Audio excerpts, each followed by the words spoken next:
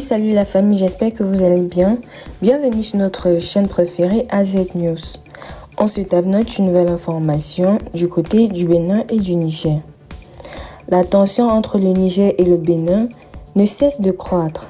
La situation liée au refus des autorités de Niamey d'ouvrir la frontière avec le Bénin ressemble à une partie d'échec. Chaque jour, les deux parties font un geste en multipliant les déclarations fracassantes. Le conflit s'est aggravé lorsque l'oléoduc Niger-Bénin, un projet de plusieurs millions de dollars financé par la Chine, a été suspendu.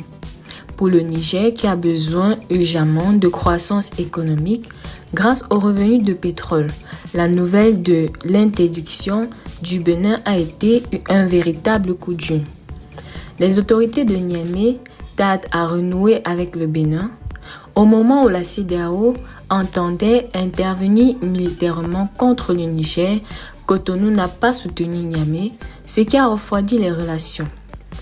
Les autorités béninoises ont, à plusieurs occasions, affiché la position officielle du pays qui s'aligne sur celle de la CEDEAO.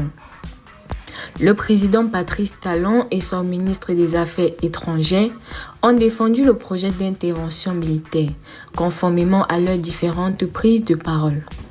En outre, cette idée d'intervenir au Niger a été soutenue par la France. Étant donné que Patrice Talon soutient traditionnellement la ligne stratégique de Paris, cela a également ajouté à la méfiance et à la fissuration des relations entre Cotonou et Niamey. Indigné par la décision du Bénin, le Premier ministre du Niger a organisé une conférence de presse pour expliquer les raisons pour lesquelles son pays ne s'est pas empressé d'ouvrir la frontière avec le Bénin. Selon Ali Mahaman Lamine Zein, la frontière reste fermée pour deux raisons de sécurité. Nous avons souverainement décidé de garder notre frontière fermée avec le Bénin car sur le territoire béninois, il y a des bases françaises et sur certaines d'entre elles, on entraîne des terroristes qui doivent venir déstabiliser notre pays, a expliqué M. Lamine Zein. À l'aide d'une carte satellitaire, il a dessiné 5 zones censées abriter ces bases au Bénin.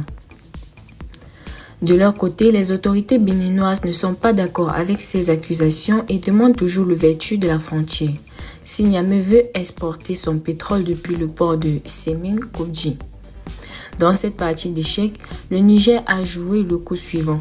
Selon un communiqué de presse du ministère nigérien des Transports, les camions immatriculés au Bénin sont désormais exclus du transport de marchandises nigériennes dans le port de Lomé.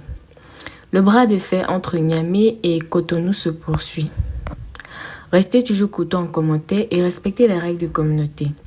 N'hésitez pas de liker la vidéo, de la partager et surtout de vous abonner.